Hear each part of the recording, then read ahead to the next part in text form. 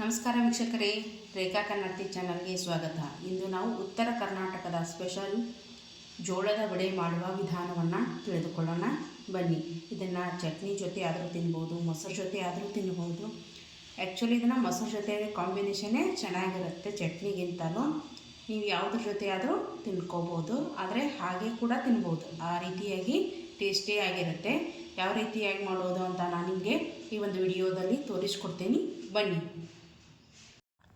2-3 table spoon ಆಗುವಷ್ಟು ಕಡಲೆಬೇಳೆನ ಮೊದಲಿಗೆ ನೆನಕೊಳ್ಳೋಣ.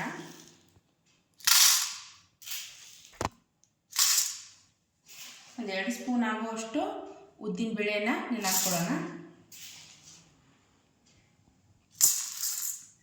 ಹಾಗೆ ಒಂದು ಅರ್ಧ ಸ್ಪೂನ್ ಆಗುವಷ್ಟು ಮೆಂತ್ಯನ ಸೇರಿಸ್ಕೊಳ್ಳೋಣ.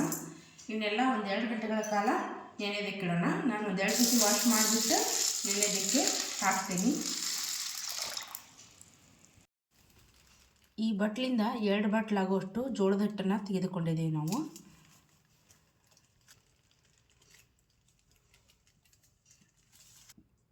ಎರಡು ಬಟ್ಟ ಜೋಳದ ಹಿಟ್ಟಿಗೆ 4 ಬಟ್ಲಾಗುವಷ್ಟು ಗೋಧಿ ಹಿಟ್ಟನ್ನು ಸೇರಿಸ್ಕೊಳ್ಳೋಣ.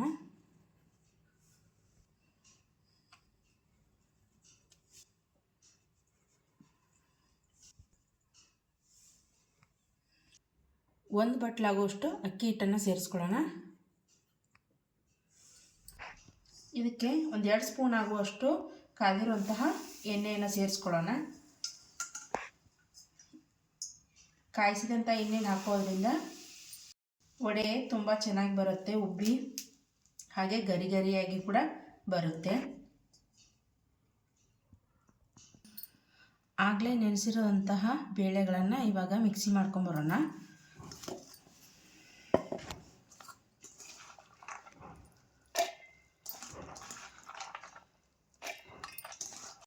ಒಂದು 8-10 ಮೆಣಸಿನ್ಕಾಯಿ, 1 ಸ್ಪೂನ್ ಆಗುವಷ್ಟು ಜೀರಿಗೆ, ಒಂದು ಅರ್ಧ ಸ್ಪೂನ್ ಆಗುವಷ್ಟು ಅಜ್ವಾಯಿನ್ ಅಥವಾ ಓಂಕಾಳು, 1 ಗಡ್ಡೆ ಬೆಳ್ಳುಳ್ಳಿ, ಹಾಗೆ ಸ್ವಲ್ಪ ಕರಿಬೇವಿನ ಸೊಪ್ಪನ್ನು ತೆಗೆದುಕೊಂಡಿದ್ದೀನಿ.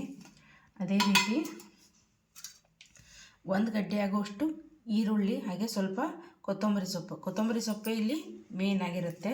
ಕೊತ್ತಂಬರಿ ಸೊಪ್ಪು ನಾವು ಎಷ್ಟು ಜಾಸ್ತಿ ಹಾಕ್ಕೋತೀವೋ ವಡೆ ಕೂಡ ಅಷ್ಟೇ ಘಮ ಚೆನ್ನಾಗಿ ಬರುತ್ತೆ. ಹಾಗಾಗಿ ನಾನು ಕೊತ್ತಂಬರಿ ಸೊಪ್ಪನ್ನು ಸ್ವಲ್ಪ ಜಾಸ್ತಿನೇ ಹಾಕ್ಕೊಳ್ತಾ ಇದ್ದೀನಿ ಇಲ್ಲಿ.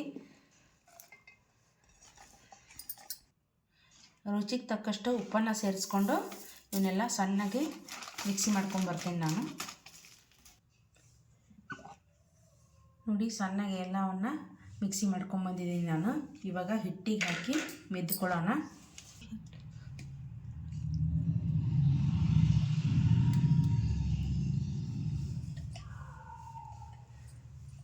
ಇದನ್ನು ಒಂದು ಸತಿ ಎಲ್ಲ ಕಡೆ ಮಿಕ್ಸ್ ಮಾಡ್ಕೊಳ್ಳೋಣ.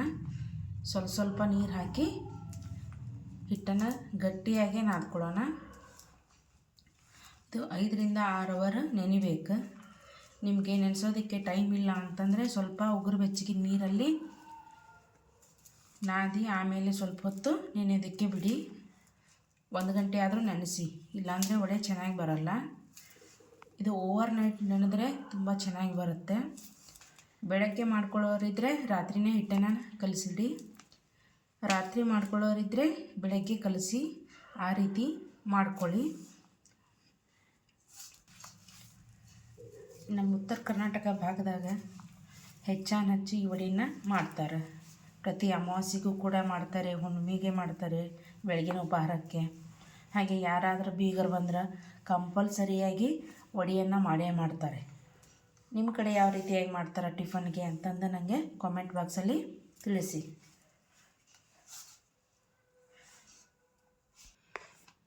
ಇಷ್ಟು ಮೆತ್ತಾಗಿ ನಾದಿದರೆ ಸಾಕು. ಸ್ವಲ್ಪ ಗಟ್ಟಿಯಾಗೇ ಇರಲಿ. ಹಿಟ್ಟಿನಿಂದ ಬೆಳಗಿನ ಟೈಮು ನೋಡ್ಕೊಂಡು ಇನ್ನೊಂದು ಸ್ವಲ್ಪ ನೀರು ಸೇರಿಸ್ಕೊಂಡು ಮಿದ್ಕೊಳ್ಳೋಣ. ಅಲ್ಲಿವರೆಗೂ ಇದು ಒಂದು 6-7 ಗಂಟೆ ನೆನೀಲಿ. ಅಲ್ಲಿವರೆಗೂ ಲಿಡ್ಡನ್ನು ಕ್ಲೋಸ್ ಮಾಡಿ ಎತ್ತಿಟ್ಬಿಡೋಣ. ನಾನು 7-8 ಗಂಟೆಗಳ ಕಾಲ ನೆನೆಸ್ಕೊಂಡು ಹಿಟ್ಟನ್ನು ತೆಗೆದುಕೊಂಡು ಬಂದಿದ್ದೀನಿ. ಕೈನ ಸ್ವಲ್ಪ ತೇವ ಮಾಡಿಕೊಂಡು ಹಿಟ್ಟನ್ನು ಚೆನ್ನಾಗಿ ಅನಿಸುತ್ತೆ ಮಿದ್ದಿ ತಗೊಳ್ಳೋಣ. ನಾನು 2 ರೀತಿಯಲ್ಲಿ ವಡೆಯನ್ನು ಮಾಡೋದನ್ನು ತೋರಿಸ್ಕೊಡ್ತೀನಿ. ಮೊದಲನೇ ವಿಧಾನದಲ್ಲಿ ಲಟ್ಟಿಸಿ ಮಾಡುವ ವಿಧಾನವನ್ನು ತೋರಿಸ್ಕೊತೀನಿ. ಹಾಗಾಗಿ ಹಿಟ್ಟು ಇಷ್ಟು ಗಟ್ಟಿಯಾಗೇ ಇರಲಿ. ಮೊದಲಿಗೆ ಒಲೆ ಮೇಲೆ ಎಣ್ಣೆಯನ್ನು ಕಾಯೋದಕ್ಕೆ ಇಟ್ಟಿದ್ದೀನಿ. ಎಣ್ಣೆ ಕಾಯ್ತಿದ್ದಾಗೆ ವಡೆಯನ್ನು ಲಟ್ಟಿಸ್ಕೊಳ್ಳೋಣ. ಸ್ವಲ್ಪ ಎಣ್ಣೆಯನ್ನು ಹಚ್ಕೊಂಡು ಲಟ್ಸೋಣ.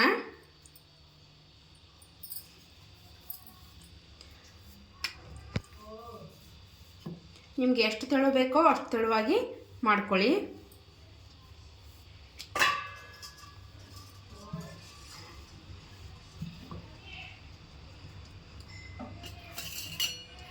ಲಾಸ್ಟಲ್ಲಿ ಸ್ವಲ್ಪ ಎಳ್ಳನ್ನು ಅಂಟಿಸ್ಕೊಳ್ಳೋಣ.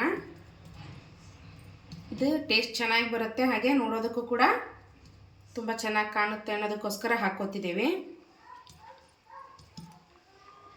ಎಣ್ಣೆ ಕಾದಿದೆ, ಎಣ್ಣೆಯಲ್ಲಿ ಹಾಕ್ಕೊಳ್ಳೋಣ.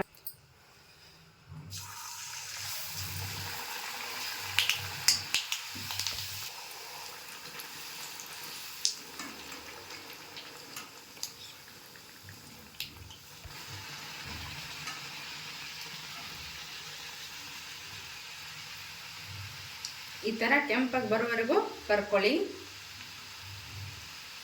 ಉರಿಯನ್ನು ಸಣ್ಣಗೆ ಇಟ್ಕೊಬೇಡ್ರಿ, ಸಣ್ಣಗೆ ಇಟ್ಕೊಂಡ್ರೆ ವಡೆ ಉಬ್ಬೋದಿಲ್ಲ. ಈ ವಡೆಗೆ ಉರಿ ಜಾಸ್ತಿನೇ ಇರಬೇಕು, ಫ್ಲೇಮನ್ನು ಜಾಸ್ತಿನೇ ಇಟ್ಕೊಳ್ಳಿ.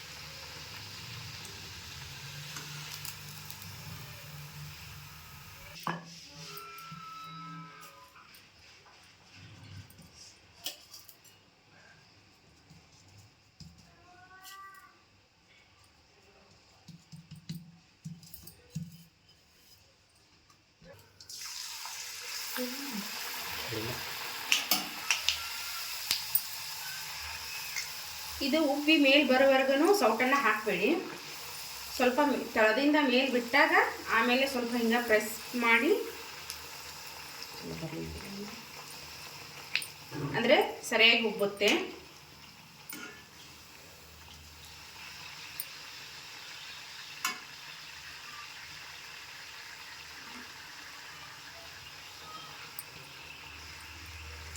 ಈಗ ತೆಗೆದು ಬಿಡೋಣ.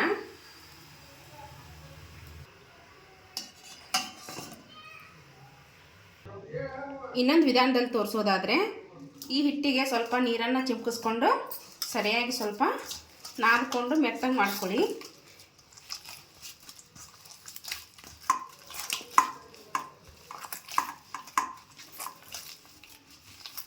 ಇದನ್ನು ನಾವು ಕಾಯಂ ಇದೇ ರೀತಿಯಾಗಿ ಮಾಡ್ತೇವೆ. ಮೆತ್ತಗ ಹಿಟ್ಟನ್ನು ಕಲಿಸಿಟ್ಕೊಂಡು ಆಮೇಲೆ ಕೈಲೇ ತಟ್ಟಿಬಿಟ್ರೆ ಪುಡಿ ಚೆನ್ನಾಗಿ ಬರುತ್ತೆ.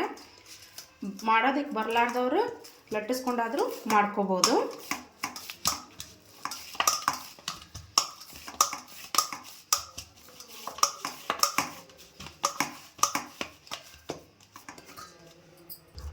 ಒಂದು ಸ್ವಲ್ಪ ಹಿಟ್ಟನ್ನು ತಗೊಂಡು ಮೊದಲಿಗೆ ಕೈಗೆ ನೀರನ್ನು ಅಂಟಿಸ್ಕೊಳ್ಳಿ.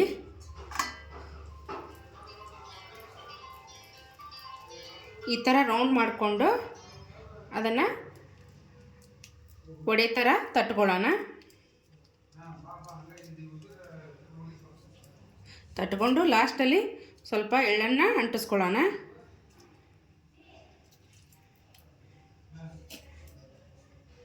ಈಗ ಎಣ್ಣೆಗೆ ಹಾಕ್ಕೊಳ್ಳೋಣ.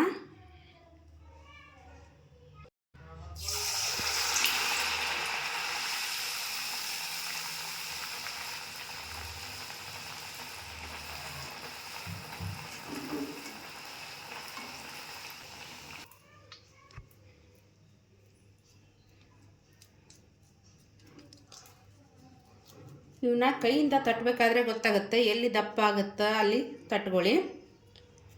ಇವನ್ನಾಗಿ ತಟ್ಕೊಂಡ್ರೆ ವಡೆ ಉಬ್ಬಿ ಬರುತ್ತೆ.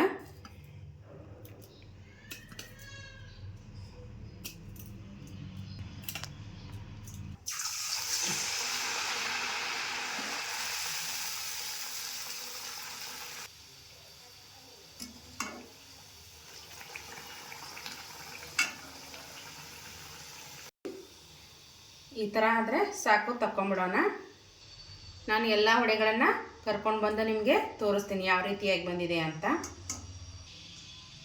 ನೋಡಿ ವೀಕ್ಷಕರೇ, ಎಲ್ಲ ವಡೆಗಳನ್ನು ಮಾಡ್ಕೊಂಡ್ಬಂದಿದ್ದೀನಿ. ಯಾವ ರೀತಿಯಾಗಿ ಬಂದಿದೆ ಅಂತ ನೋಡಿ. ಒಳಗಡೆ ಸ್ವಲ್ಪನೂ ಕೂಡ ಹಿಟ್ಟುಳೋದಿಲ್ಲ, ಸರಿಯಾಗಿ ಉಬ್ಬಿ ಬಂದಿದ್ದಾವೆ. ನೀವು ಒಂದು ಸತ ಮನೇಲಿ ಮಾಡ್ಕೊಳ್ಳಿ, ಹೇಗಾಗಿದೆ ಅಂತ ನನಗೆ ಕಮೆಂಟ್ ಬಾಕ್ಸಲ್ಲಿ ತಿಳಿಸಿ. ರೇಖಾ ಕನ್ನಡತಿ ಚಾನಲನ್ನು ಸಬ್ಸ್ಕ್ರೈಬ್ ಮಾಡಿ, ಶೇರ್ ಮಾಡಿ, ಲೈಕ್ ಮಾಡಿ, ಕಮೆಂಟ್ ಮಾಡಿ. ಧನ್ಯವಾದಗಳು.